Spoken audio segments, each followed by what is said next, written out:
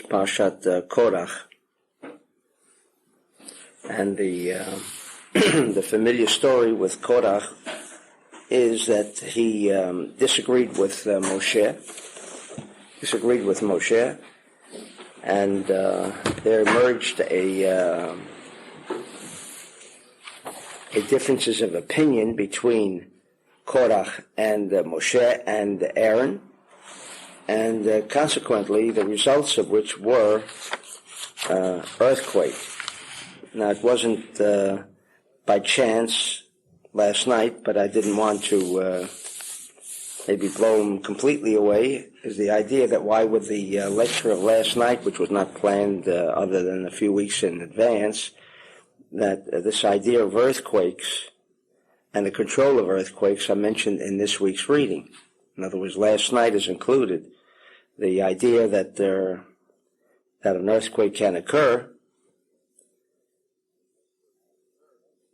and its prevention, which for the most part I have been criticized as to even suggest that man has the ability to, despite a decree, and even the Zohar goes into the idea of why and how earthquakes occur and when they occur and why they occur. But leaving that alone for a moment, what is discussed here is the miracle as to how the earthquake was contained and confined just to these 250 people. And there were the rest of the Israelis who had gone out of bondage from Egypt were also present. But no one was affected except Korach and his assembly, indicating that from the Torah, at least, that we can confine earthquakes, even such a chaotic condition that certainly seems beyond the control of mankind. That is, up until the present time, nobody has been successful in even detecting as to when a earthquake will occur. While there are many, much research done on the subject, they say dogs can notice or can detect an earthquake coming in advance, and some other signs. But by and large, when the earthquake strikes, chas v'shalom, it comes without warning. I mean, there haven't been any signs as to how we can prevent or confine the earthquake.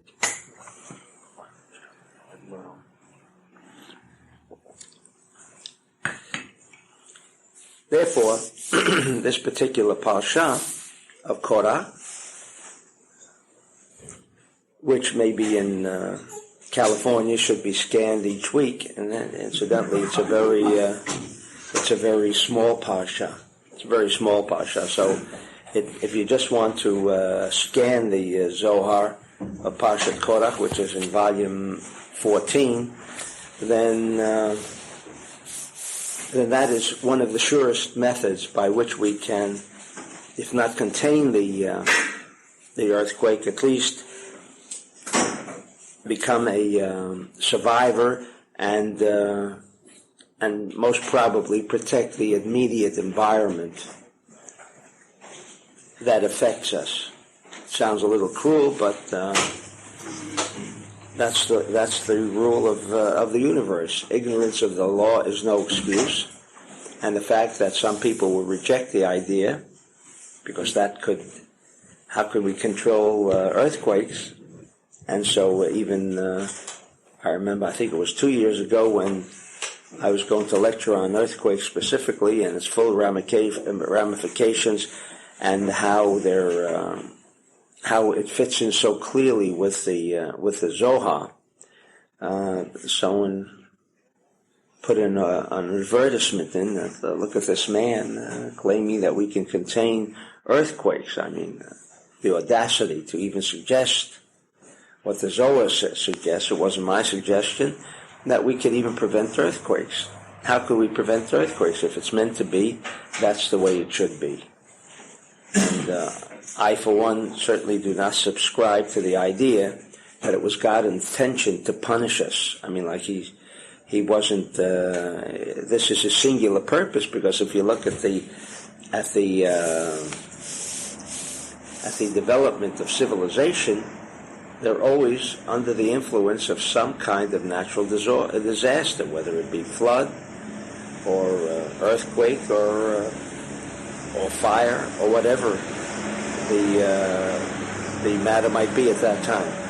Therefore, having in mind that what is necessary in the prevention or confinement of earthquakes is, first of all, the realization that we have caused the earthquake in the first place, as I will shortly read, and secondly, that for those who might have been involved in the cause of an earthquake, nevertheless, at any given time, has the opportunity to remove oneself from this cause and effect idea, because it's not a decree of God that now he's prepared to punish a certain area of people, but rather on the contrary. The earthquake follows the rules of this universe, which is cause and effect. If we have infused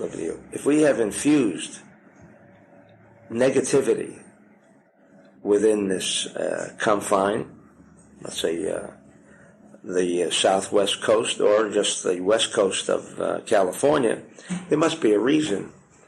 And to assume that that because there are faults along this line, therefore earthquakes occur here more so than in any other area. But that is incorrect, because the first question we must ask is, why are there fault lines in this area and not in another area? In other words, this is the old familiar problem.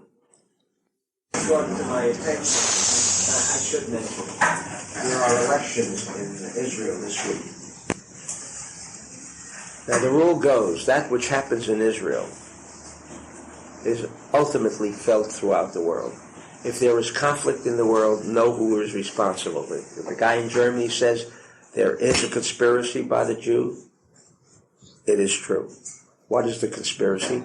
Because the Jew has not learned yet the idea of unity, of shalom, as the Zohar describes it. And so whatever happens in Israel, if it's fragmentation, if it's disagreement, and miflagot means separation, they call it that, parties. And therefore I could never belong to a party. I may vote for one person over the other, thinking he is less connected to fragmentation and so on. But that will be very significant. That election, knowing that people are still into, each party is into the destruction of the other. Then there will be further chaos all over the world. And if they blame the Jew, they are right. They are right. It is our fault. It is our fault. Not the other way around, that the non-Jew is the reason for our suffering. We have to come to that realization. And as long as we make every attempt to purify ourselves by finding the scapegoat, as a Jew has a beautiful tact, then there is no hope for the Jew in that kind of consciousness. And hopefully, I don't know what can happen in Israel. The only thing that can happen is that everyone begins to realize that buying within himself, it should be such a diversity, so much differences, that each one now realizes that buying within himself, without the interrelationship, without the interconnectedness, like the positive and negative in a bulb, that if they didn't connect with each other, although they are opposites, positive and negative are two opposites, if that can be brought together, then we have to be brought together. And Maybe that's the way it'll happen.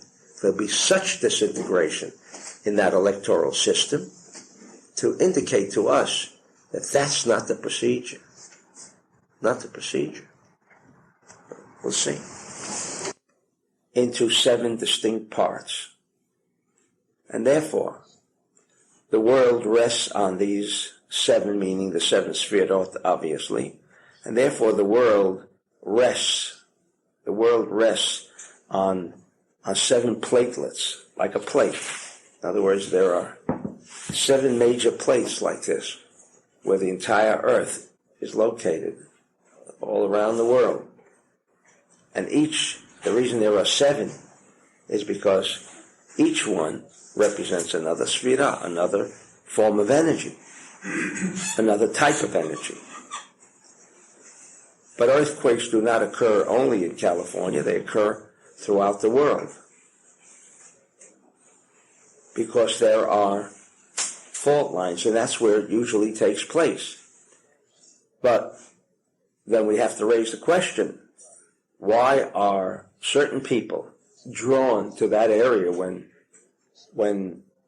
the familiarity with a fault line, San Andreas fault line, which runs through Los Angeles down into Palm Springs, is no secret. And yet people find it difficult to pick themselves up and leave, despite the assurance from researchers that the big one will soon be here. How do they know the big one will soon be here? On what basis? Maybe it won't occur.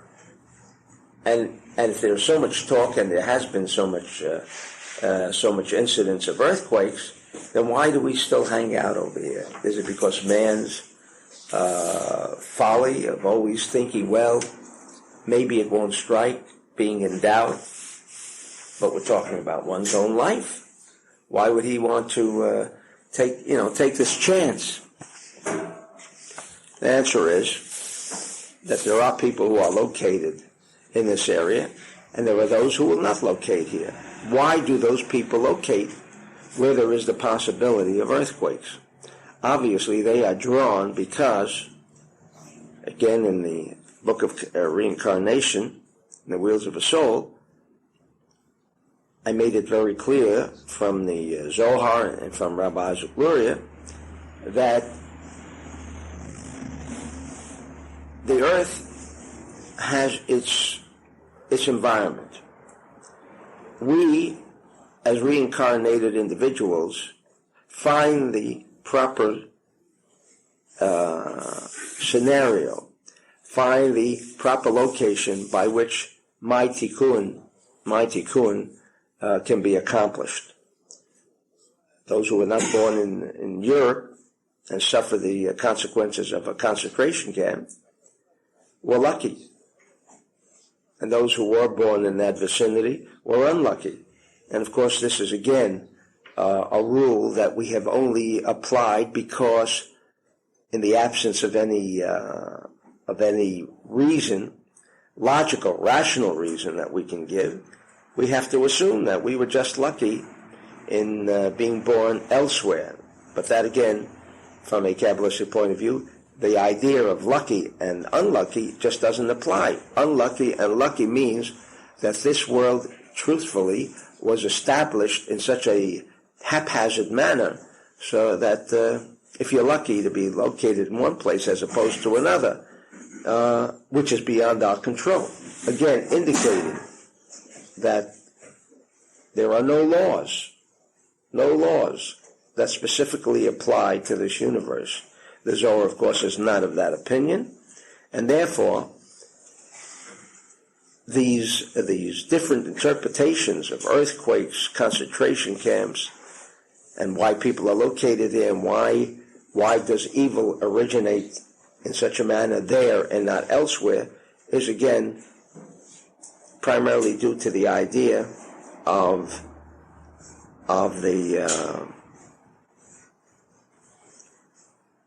man's negative activity. And so the Zohar explains the first verse, which says, Vayikach Korach ben Yisab ben Kat ben Levi v'Datan v'Aviram b'nei Aliyah v'On ben Peled b'nei Ruven. These were the people that Korach took, but he didn't take these people. Everyone understands that it doesn't mean Korach took all of these people with him, because it doesn't, the vocabulary and the structure and the grammar doesn't fit into that kind of an idea that he decided to take people. But, says the Zohar, Korach azil b'machloket. Korach halach b'machloket. Korach was a man who always sought out machloket, which usually means quarrel, or machloket means division, which is closer to the true meaning of the word. Says the Zohar, Maya machloket. What does it mean by machloket? He was just looking to quarrel? Meaning that was the negative aspect? Says the Zohar, no. Machloket comes from the word hachaka v'dichui shelamala ulamata.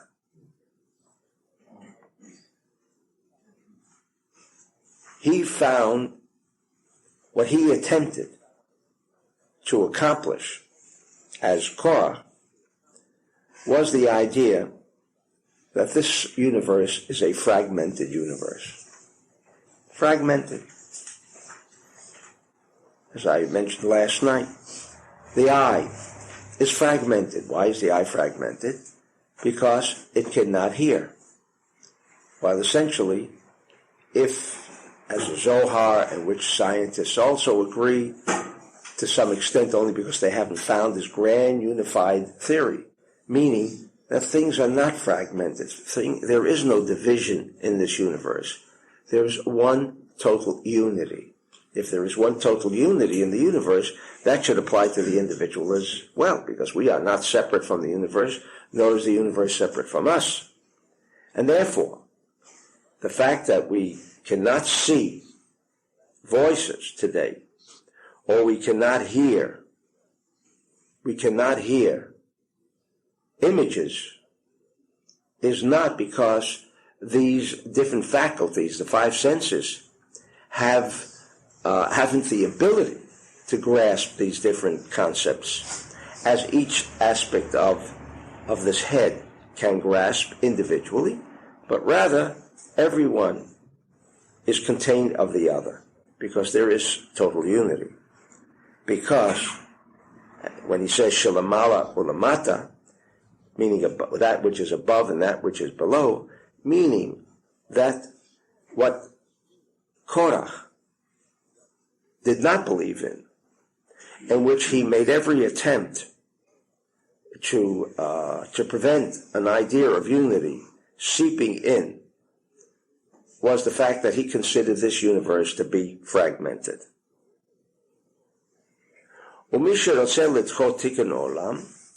therefore, those who make an attempt to be docher, to remove or push away tikkun olam, the purpose, which is to correct this world. And what does that mean?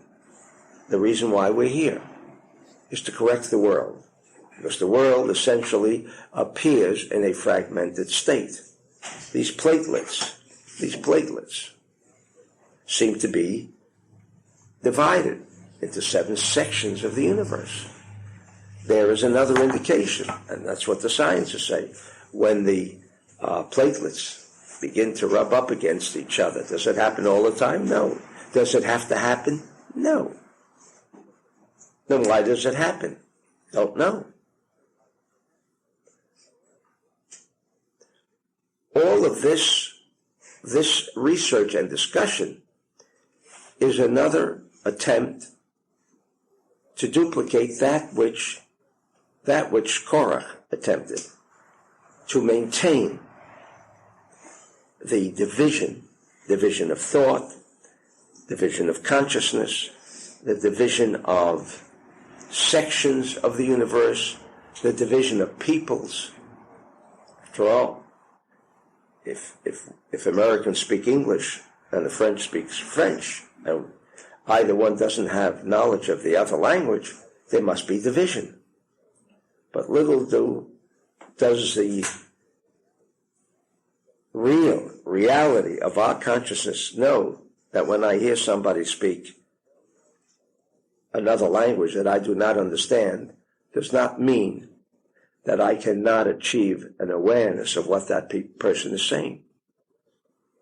At one time, everyone knew what everyone was saying. It was called one language, Hebrew. People of the Tower of Babel.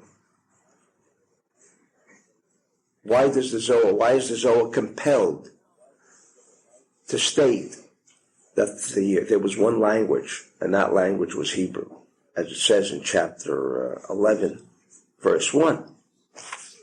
In Bereshit, it says that it was Safa Echad. And everyone agrees there was one language. One language. Vayikal Haaretz Safa Echad. Udvarim Achadim. And things were in Agdut. Things were unified. Now what comes first? The fact that there was a language and therefore there was unification? Or they were just two separate incidents? It happened to be one language, and there also happened to be a unification of all peoples of the earth, because there was only one language.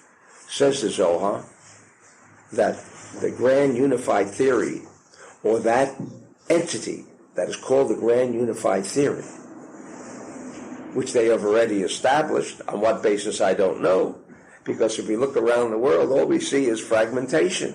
You see Frenchmen, Germans, Portuguese. All you see is fragmentation, not only in the world, but within a community. Not only within a community, within a family. Not only within a family, but within the individual himself. He's torn. You've heard that expression, he's torn. Meaning, he's fragmented. There are two parts to him. One which doesn't seem to merge with the other. This is what the world appears in. All of a sudden, beginning with Einstein, they have come and they're still seeking out this idea of grand unified theory. And billions and billions and billions of dollars per year is spent on this one idea. How do we find this element that creates unity? The answer is so simple. It says in Bereshit, but of course you need the interpretation of the Zohar before you can understand the implication of what the verse means. And that is that because there was one language, but it wasn't because there was one language, but the language was Hebrew, because these letters are not merely letters that provide Israelis with a language, but it is a language that unifies. Then you might ask, but take a look at Israel. Why shouldn't the language merge all of these people into one, if that's what they're speaking? But, says the Zohar here by Korach, who also spoke Hebrew, that was his language, as well as the rest of the Jews, they did not have, nor did they believe, that this language, known as Hebrew, was a unifying force. They did not believe that you can bring the world together. They did not believe that fragmentation can be done away with. Fragmentation, which is limitation, it must exist in the universe. And therefore, he made an attempt to remove or push away the tikkun ha'olam. What is the tikkun ha'olam? What is that tikkun? Meaning the correction of the world. Speaking Hebrew? That's an aspect of it. But before that, says the Zohar, in his mind, he did not want to permit the idea of unity, the idea that we are all one and yet separate individuals. There's no contradiction. We can all be different and yet be unified.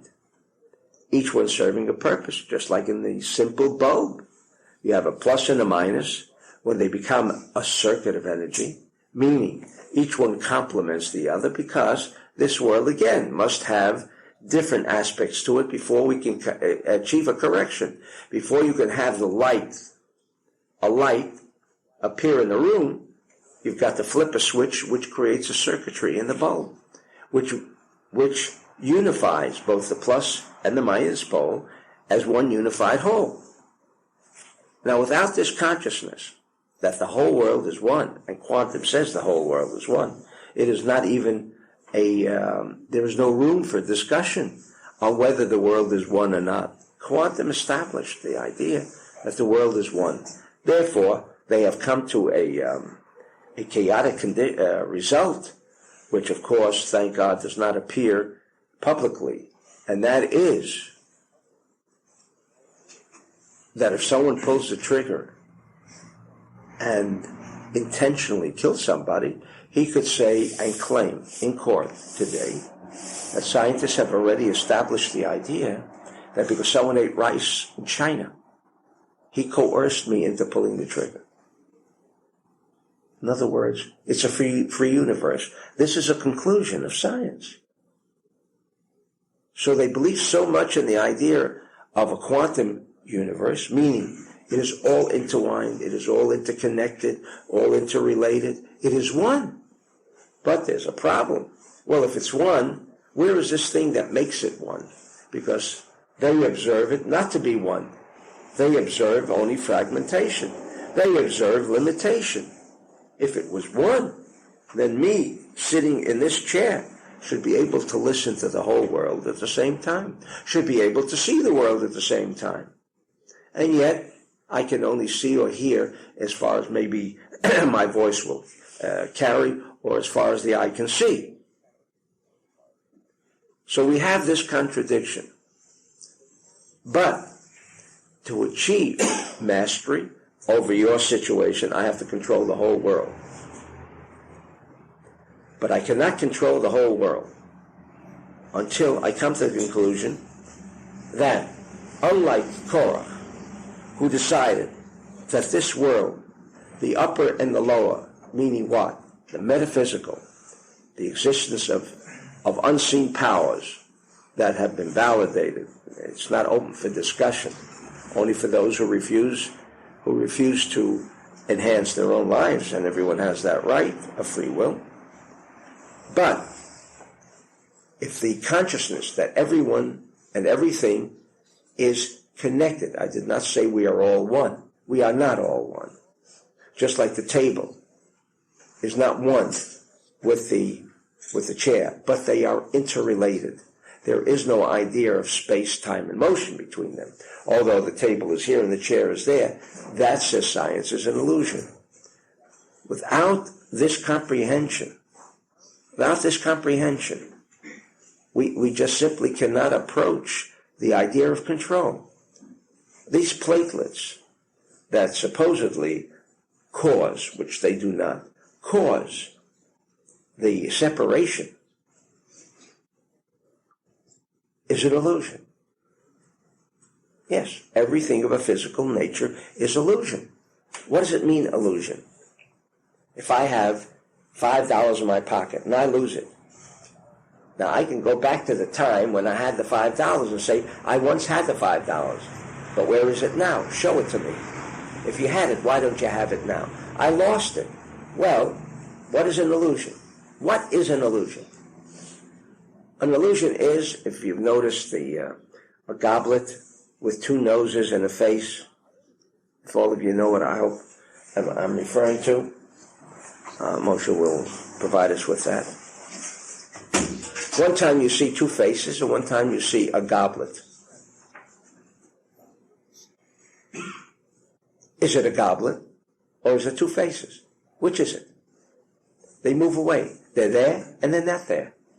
How could you have something there, meaning it's real, because you say, this is what I see, and within a second, you turn and see something else? What is an illusion? An illusion means something that has no eternal stability. What is an illusion? People are illusions. Why are people illusions? They come and go. Things that come in health is an illusion. Why?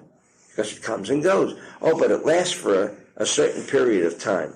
Does that constitute non-illusionary effects? Who determined that? Something which is not illusionary should remain permanently. Who says that if it's there just for a second, it's no longer illusionary? Don't we say, in this particular case that Moshe will show us, it's an optical illusion? Why do we call it an optical illusion? Listen to the words we use. An optical illusion. Yes. All right? It's obvious that you see a goblet there. But at the same time, your eye will switch. This is not a very clear, in fact, I think in The Power of One, I think there is there. Then suddenly you see noses. You see eyes over here. You all notice that? I don't think, even with this simple diagram, I think it's easy enough to detect what I'm referring to. Now, is there a face or is there a goblet? There is both, there is none. We call that an optical illusion. Why do we call it an illusion? Both are there or none are there in the Power of One.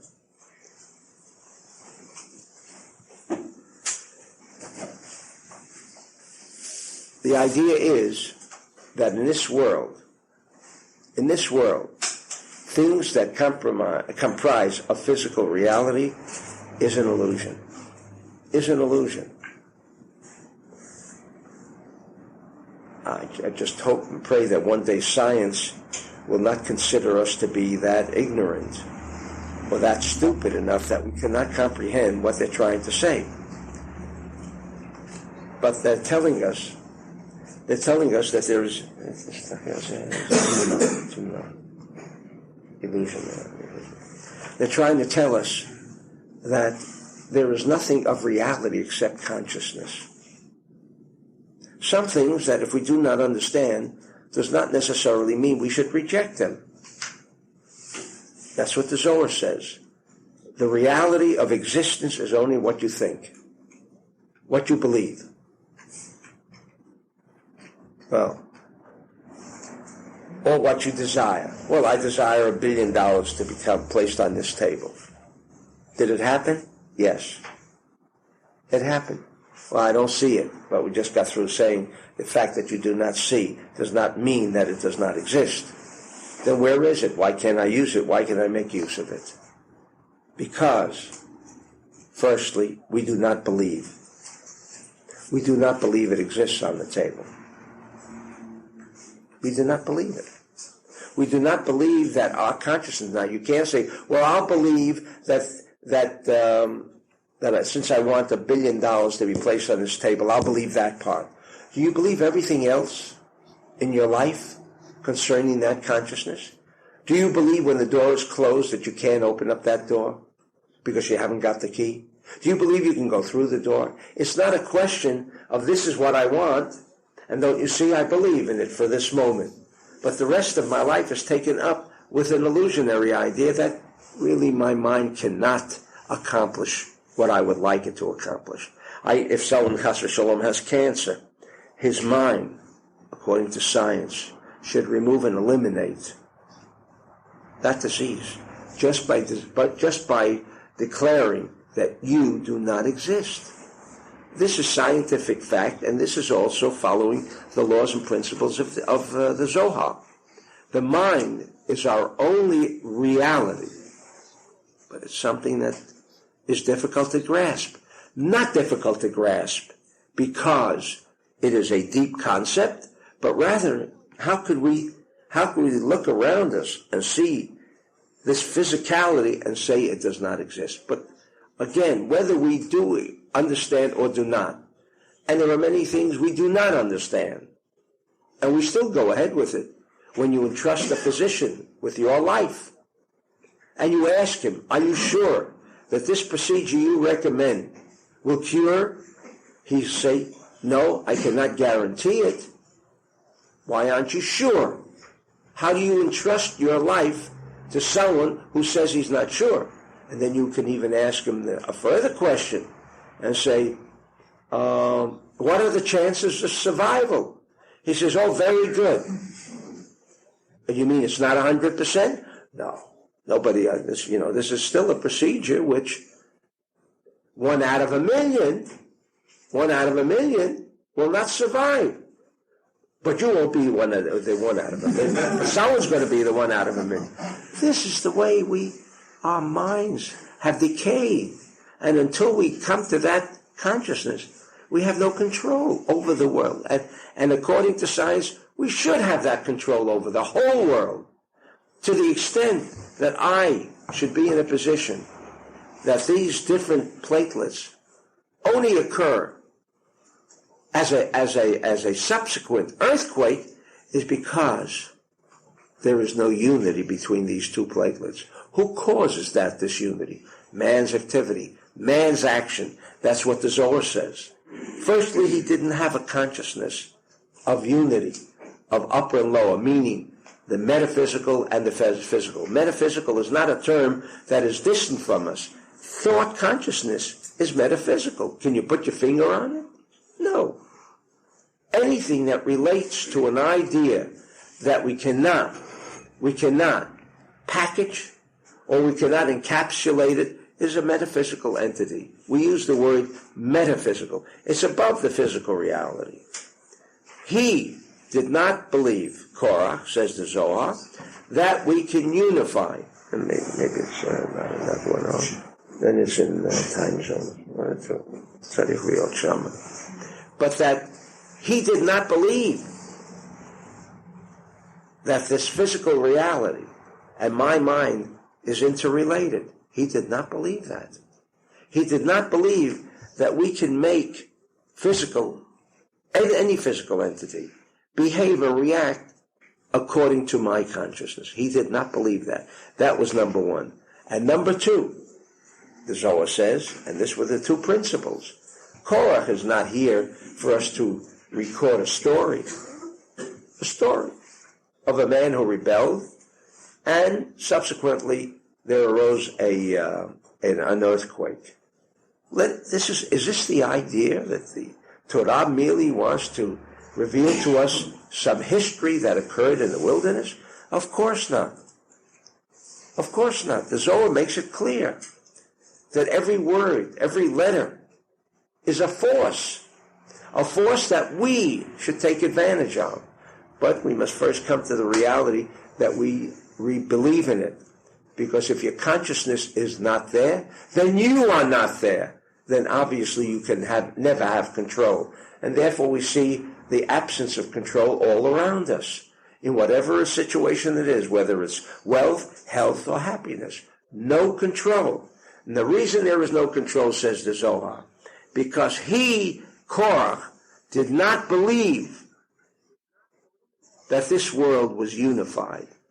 He did not believe that we can bring together the physical, master the physical, by virtue of the metaphysical, by virtue of the mind, the conscious mind. And therefore, his consciousness was harchaka v'tichui shel hashalom. What does shalom mean? What does shalom mean? Peace. Something that has eluded mankind since the beginning of Cain and Abel. From that moment on, there was no more shalom. They made a separation. They divided themselves. Rather than being one and unified whole, two aspects of the same whole, they created a condition which is the opposite of shalom. This is what his idea was. Shalom doesn't mean an expression of peace, meaning what? Well, no more wars. No more bloodshed. If you ever hear on the radio, the peace radio in Israel, Begin's famous statement, no more war, no more bloodshed, only peace, only shalom. That's not true. A person can have internal conflict without bloodshed, without the use of armed force. The idea of shalom means that we come to a realization, and that creates shalom, not only within your own family, not only within your own environment, But it also creates shalom throughout the world. The power of unification, of unity, that the unseen as well as the seen are both realities that can be joined.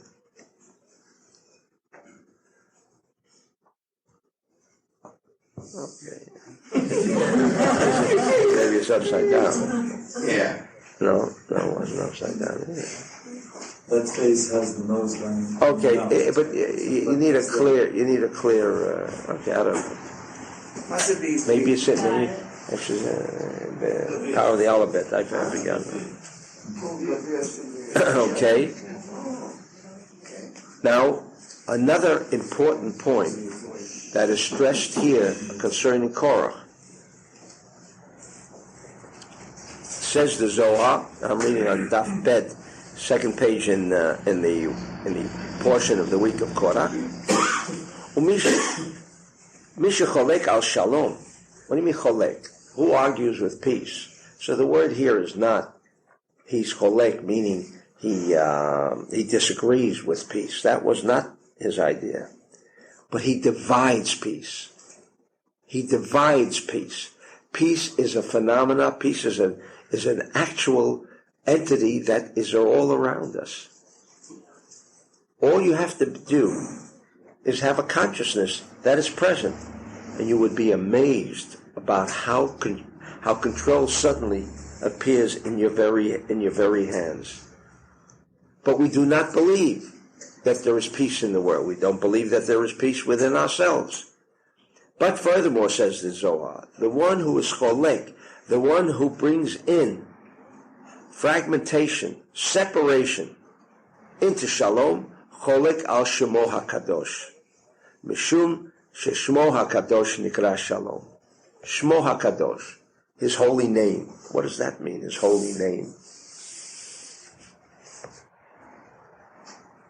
As we began off by indicating from the Tower of Babel people that they had one language. Every letter, aside from what you have learned, that every letter created the universe. Look how powerful Avraham Avinu considered the power of the alphabets. That it could create every letter. The world was created with a bet.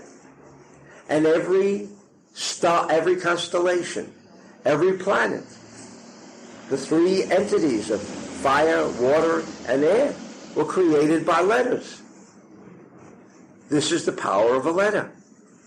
Now, if that letter can control so vast a universe, so vast a planet like sun, then those letters in our hands should be able to produce, if not the idea of creating universes, which is possible, according to the Zohar, but at least to inject a positive force into this universe merely by injecting the Hebrew letters.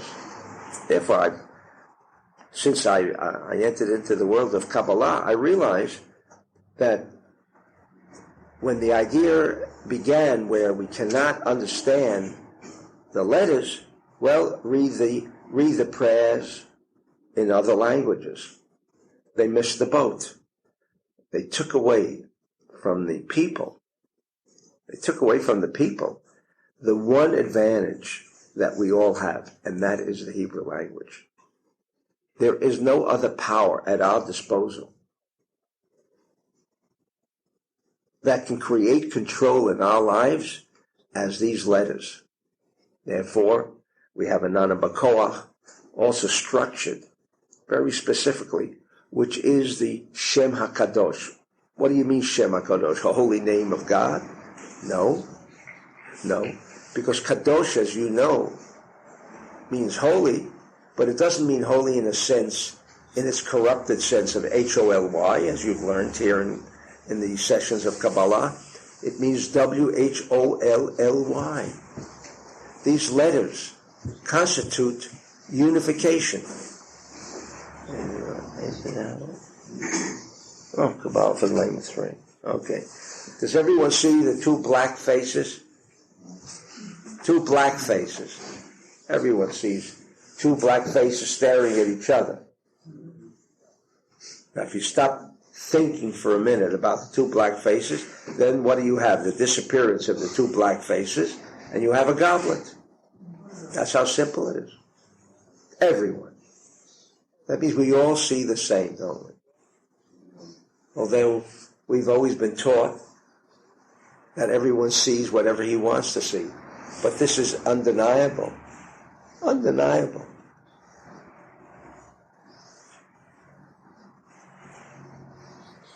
The Shem HaKadosh means the names, the structure of the words are holy. This is the secret of the grand unified theory, gut, as it is known in scientific terms.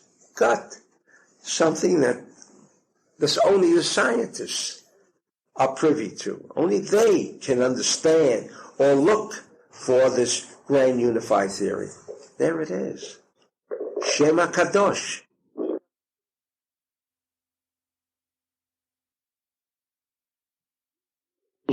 These letters, the way they are constructed and the way they are structured, indicates for us a weapon, a force by which we can create unity. What does that do for us? In simple terms, I bring unity to the entire universe. That's wonderful too. Does that mean I can create unification between nations, and so there is no necessity for bloodshed? Or does it also indicate to us that when I said the eye can only see, but the eye can hear too, that the ears can see, that every part of our body takes in everything that exists in the universe?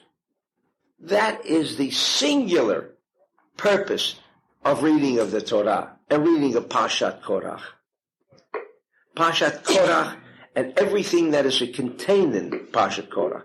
And I will tell you, not that I am a prophet, but this week we shall see dramatic instances, and only you will see those instances as being dramatic instances of fragmentation, separation. This week. Because this Parsha would not be read this week.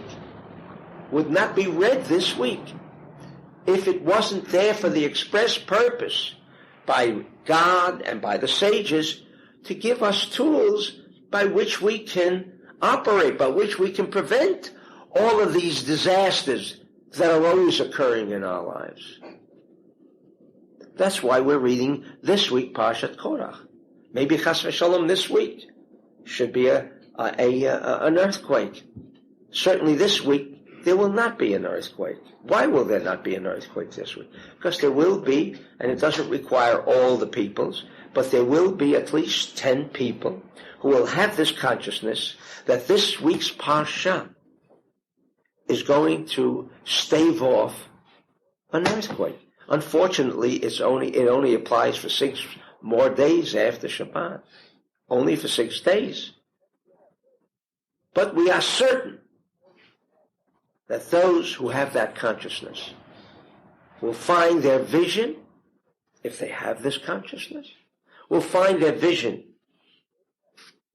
improved, their hearing improved. They hear things that they didn't hear last week. Things of this nature. We're not in the game of as I said last night, morality. Don't steal, don't kill, don't do this, don't do that. The whole world doesn't listen to that because the world is not ready, nor even on Mount Sinai was the world ready to listen to commandments. In fact, it is human nature. When you're told to do something, like a child, when you tell a child he must do that, he will look for every avenue to do the opposite. It is human nature.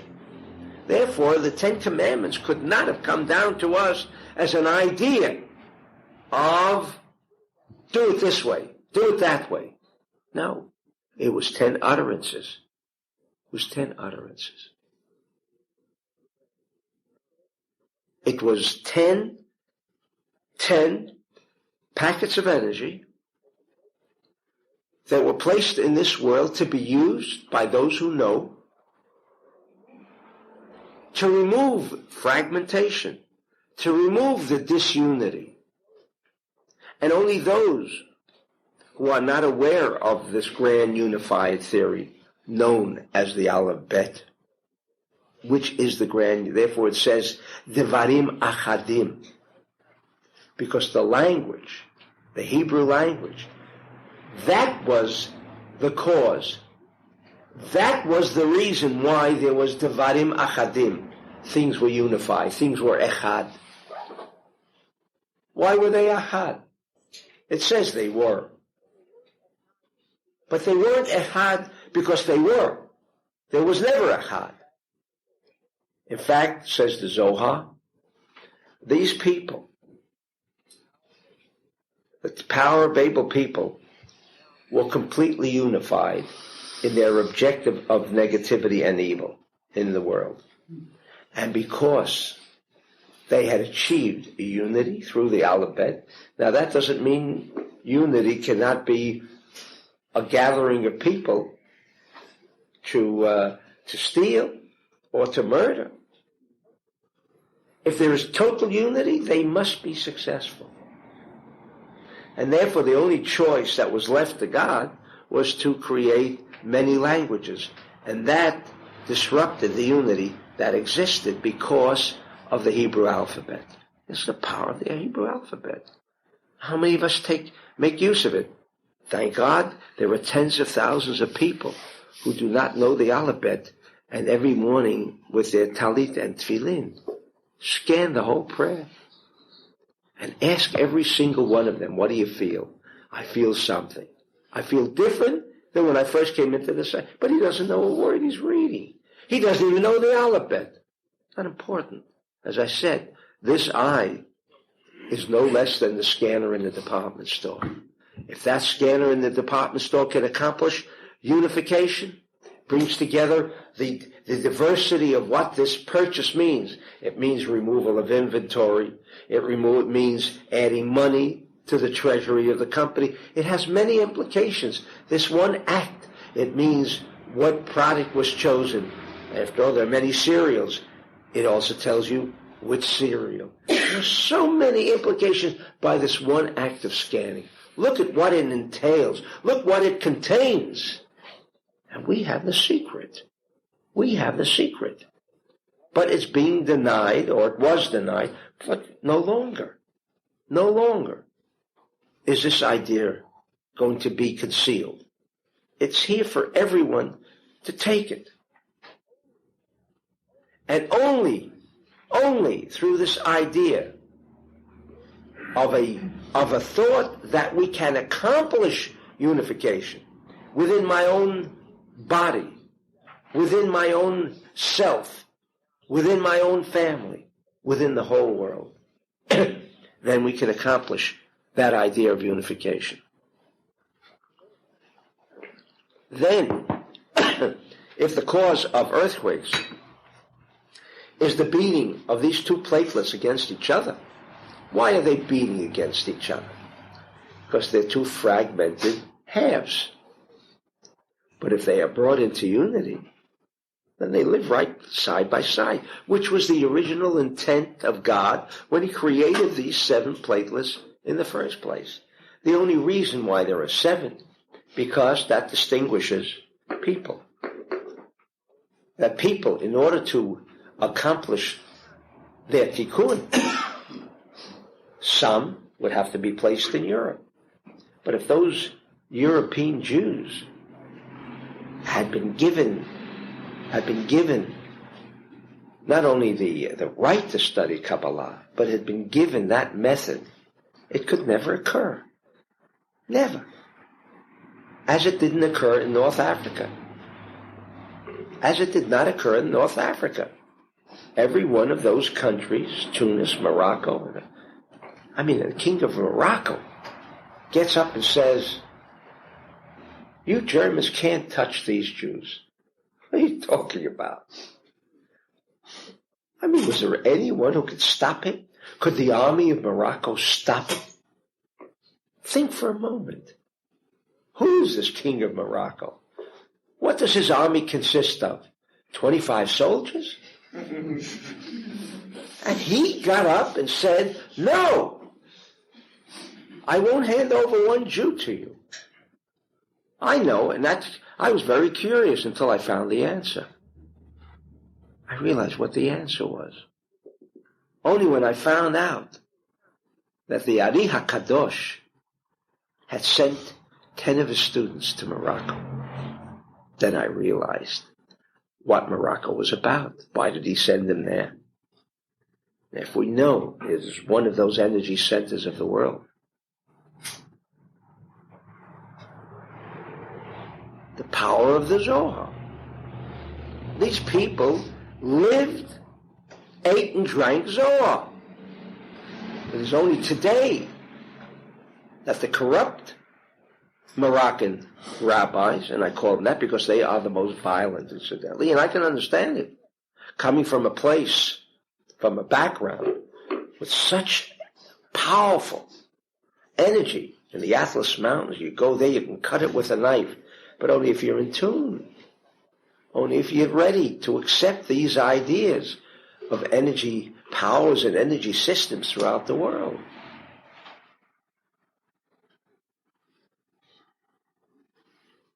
If you haven't got this consciousness, then of course you can't achieve making use or coming or hear the reading of the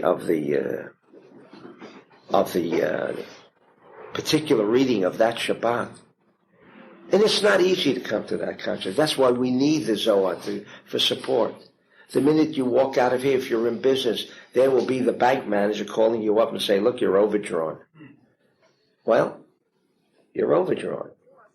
But you know how easy it is to convince him that not only are you overdrawn, but I want to extend and I want to increase my loan.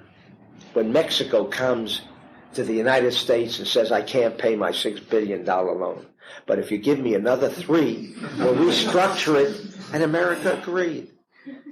I mean, that's certainly logical.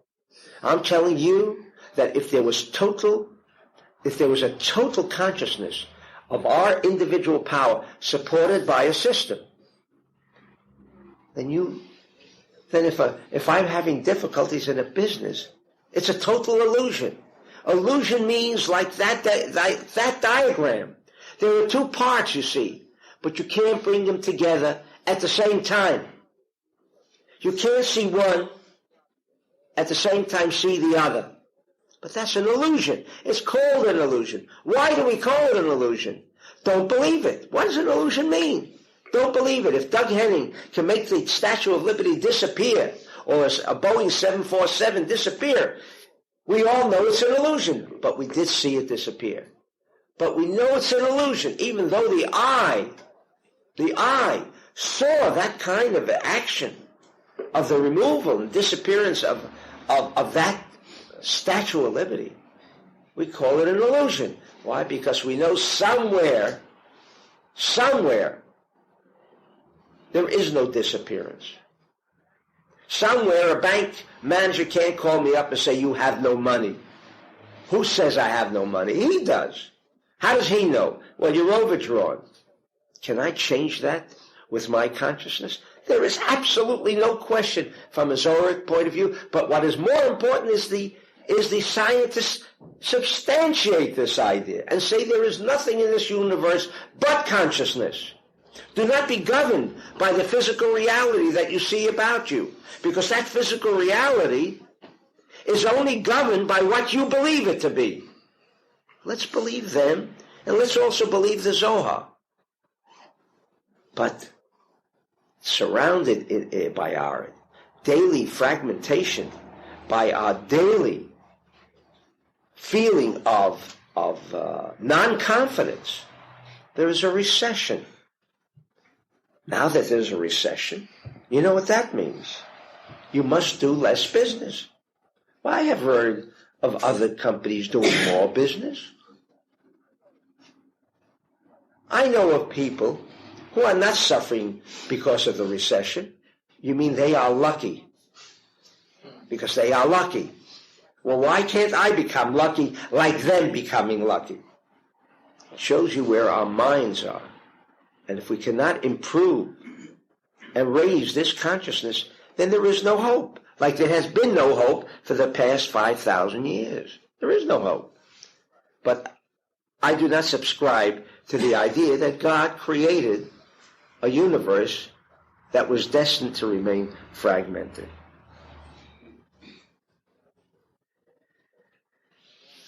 And then the Zohar continues, Bo'orei, ein ha'olam omed ela al shalom.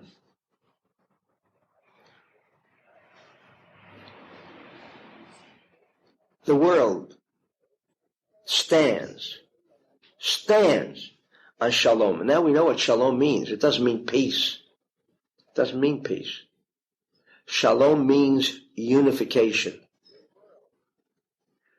The world, to be a good place to live in, must consist of this shalom.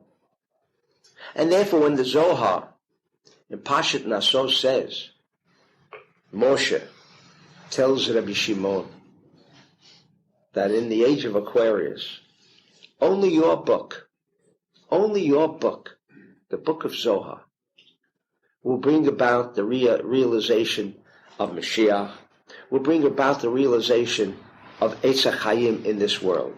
Eitz HaChaim, as we know, is the consciousness of man. We do have that consciousness. As I mentioned last night, and I mentioned on Shavuot, the idea of the Zohar, which is being revealed to us, being revealed to me. I didn't think about it last year, so it was revealed to me, and it's being revealed to everyone, that we do have two bodies. We have the consciousness, which is called Eitz HaChaim, and then we have the eyes that can only see, supposedly, the nose that can only smell. But we know of individuals that can smell with their eye. You ever see a Persian go like this? Ever see him go like that? You know what he wants to say with that? What the eye doesn't see. See, he's expanding his eye. He doesn't know why he's doing it, but it's an indication. Go look for a little more than what you see. Don't trust the eye. What do you mean, don't trust the eye? What else? What else is there? If not for the eye? No. Expand it. Expand it. I like that. Of course, he doesn't know what he's doing, but I like it. I like it. Expand the physical eye. See beneath that which you cannot see. Maybe you can only hear. You can hear a heartbeat. Can you see a heartbeat? Yes, you can only see it on a screen, but you can't see the heartbeat itself. You can hear the heartbeat. Wrong. The same way as we can observe it on a screen, we should be able to see that heartbeat as we hear the heartbeat with a stethoscope. We should be able to see it. That physician who is fragmented, therefore, comes up with sometimes not the correct diagnosis, because all of his faculties do not operate as one unified whole. The mind thinks one thing, the ear hears another, and the eye hears another. But this world was not established originally as this idea. And therefore, the Eitz HaChaim, we have a code name for it. Beautiful name, Tree of Life. But what does it mean, Tree of Life? It means that this Zohar, the letters, the ideas, are absolutely correct. And we do not necessarily need verification or confirmation by the scientists. But at the same time, let us understand that even a person like Korach, who did not believe in the essential unification of this universe, but saw everything as fragmented, saw every human being as separate from the other. This is what all of this is about. And you begin to study and go delve into each word. It becomes beautiful. It's not merely a recording of history, but each word with this essential idea that his consciousness was trained to see and observe this world as a world of fragmentation, a world that we cannot achieve that which we want. Don't even request it. Don't ask for miracles. Don't ask for miracles. That is completely contrary to the Zoharic interpretation of a very simple idea in the splitting of the Red Sea. For most Jews and all those Bible readers of other religions, understand the Red Sea to be, the splitting of the Red Sea to be what? A miracle. A miracle. A miracle, a phenomena that was created by God and God himself. And that's a total corruption. It's not what the verse says. We are the only ones who can create miracles. And where does it say in the Torah? And I read you just that one section in Bishala, where we have the splitting of the Red Sea. When there we find the Jew in front of him, the Red Sea, and in back of him, the Egyptians, and naturally he begins to scream and yell. And he says,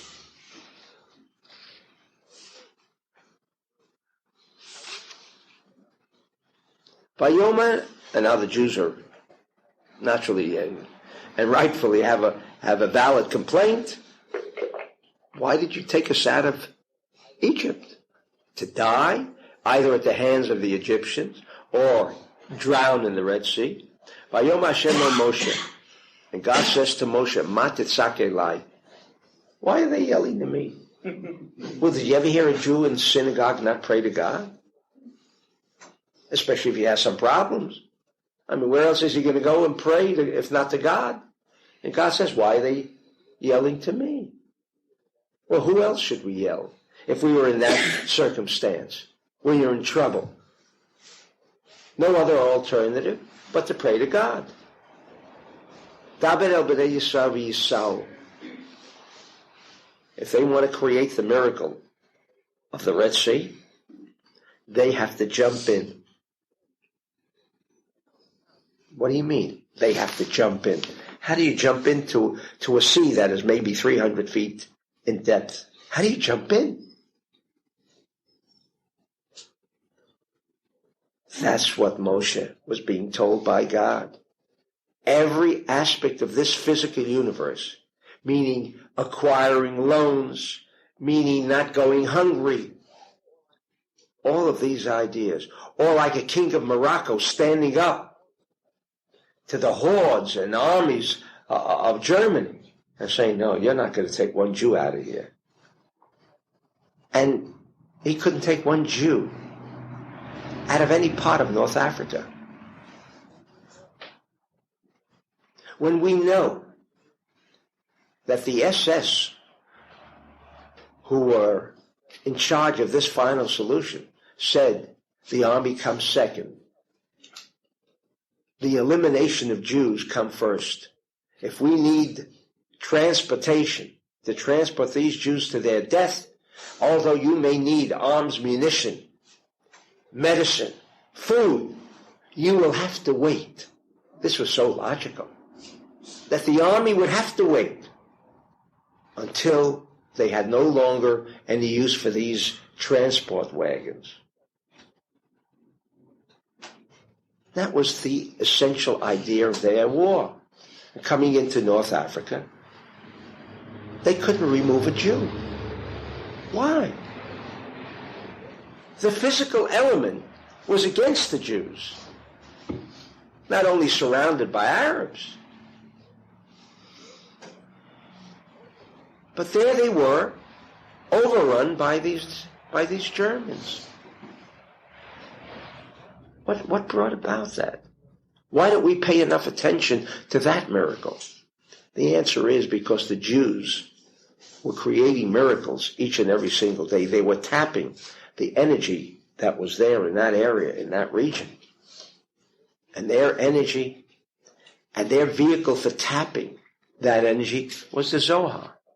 Only when they came to Israel did they realize they no longer had need for the Zohar. This is the way they were convinced. Be like the rest of them. Now enjoy your misery. And that's all those Moroccans have in Israel, is misery. Second-class citizens, and etc. This is what they left. This is what they left to occupy the jails, be the 60 or 70% majority of all inmates in jails. This is what they abandoned, to turn into those kind of people because they were told this was no longer needed by their leaders, by their rabbis. No longer needed. The protection of Israel should suffice. But I haven't known another country that had 6 wars in 40 years. I don't know of another nation that exists in this whole world that had 6 wars in their time of existence. I mean, where's this protection that everyone is speaking about? That there was no longer the need for a Zohar. This is the structure for the grand unified theory. The letters themselves provide us with control over the cosmos. The letters, each of which created the cosmos, provide us with this assistance and support. But the idea that we must study the Zohar, study for what purpose? Because when you read these words, and the further you delve into it, the stronger the connection, the stronger the channeling, yes, but at least at its very minimum, we have made connections to a grand unified theory, of which means there is no fragmentation, there is no limitation, there is no chaos, there is no disorder. That's what this Parsha is all about. Nothing more and nothing less.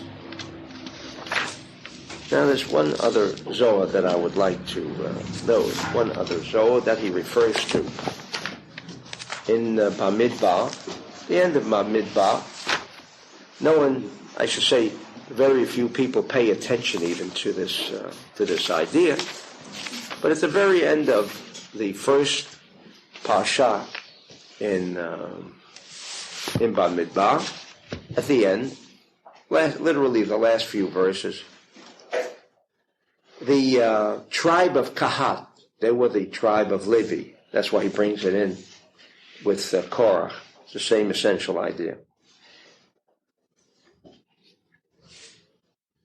These people, there were 3 sons of Levi, but each one of the tribe of Levi had a certain chore that they were to fulfill in the temple or the tabernacle. And it says in the verse, this is what they should do, Zosatu lahem v'chayu, that they should live v'lo yamutu, and they should not die, b'gishtam mekodesh hakadashim.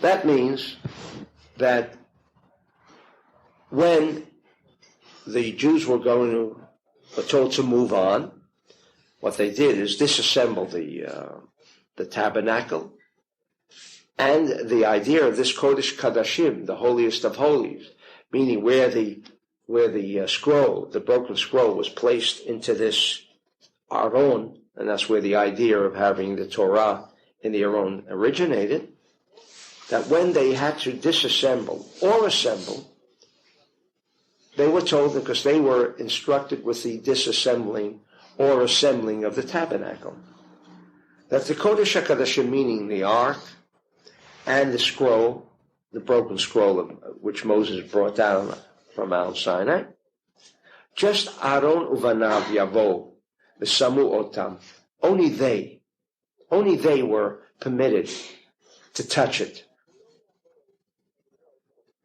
V'lo yavo lerot kivala et HaKodesh v'metu.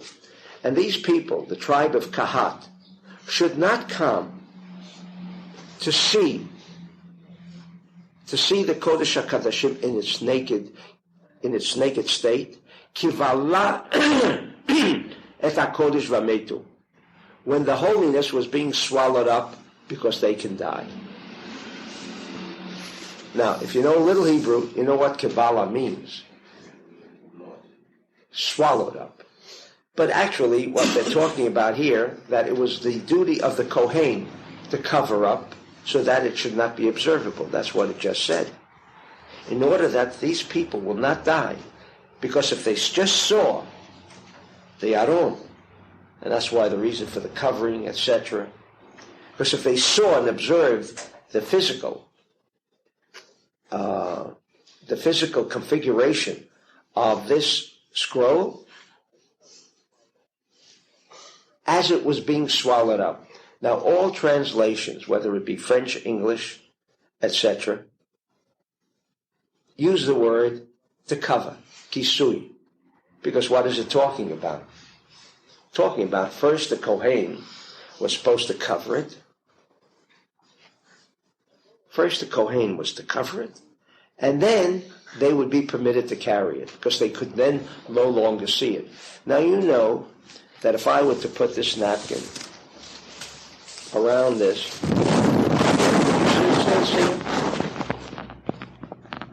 you still see this microphone, don't you? You know what's below this covering, and so on. The reason the Torah says Kabbalah, and unlike the translation as you will find in the usual Chumash, which means swallowed up, and not covering, because the word would not be lirot kivala et HaKodesh, it would be be'et when they are mechaseh et HaKodesh. That would be the proper word for it. It's just swallowed up. What does it mean, swallowed up? Well, the Kohen, with spreading the sheet around it, swallowed it up.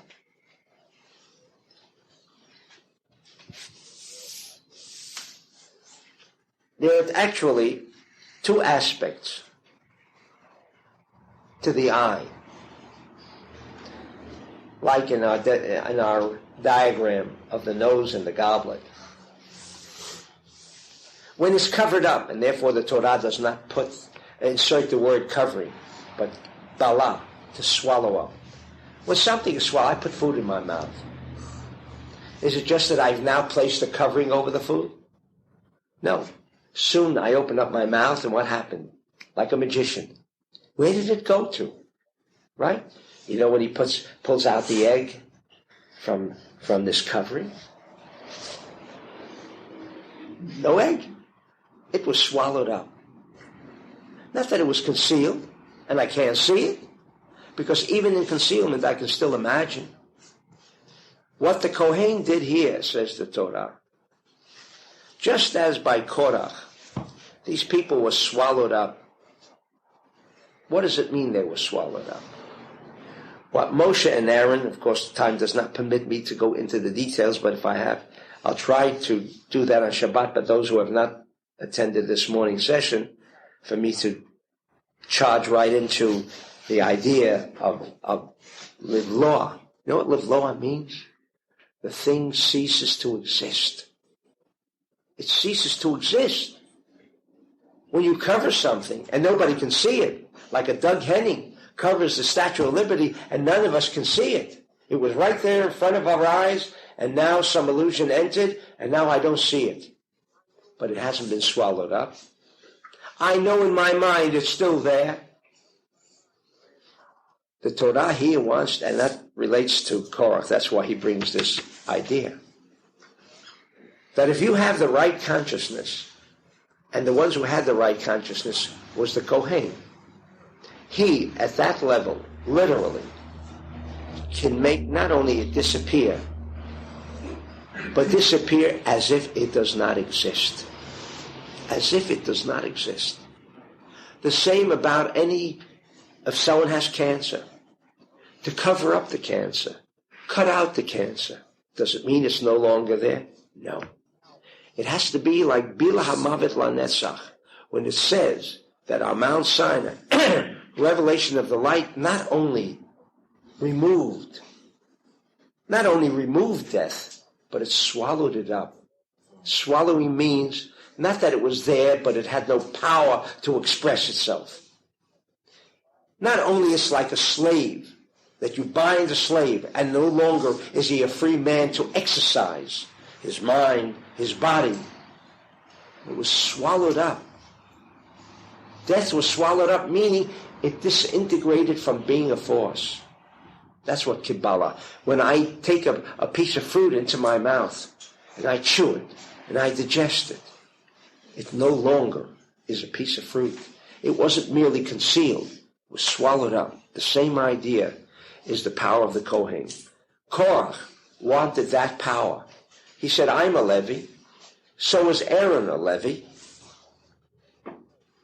If he has the power to make things disappear, physical matter disappear, as if they do not exist, then why not me? Says the Zohar, he saw things that were not part of him. He did not achieve the degree of consciousness that the Kohen did. Therefore, the Kohen is the one who channels blessings or refuah, healing.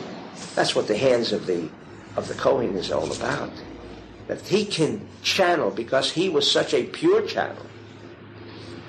He was kadosh. He was complete, meaning what?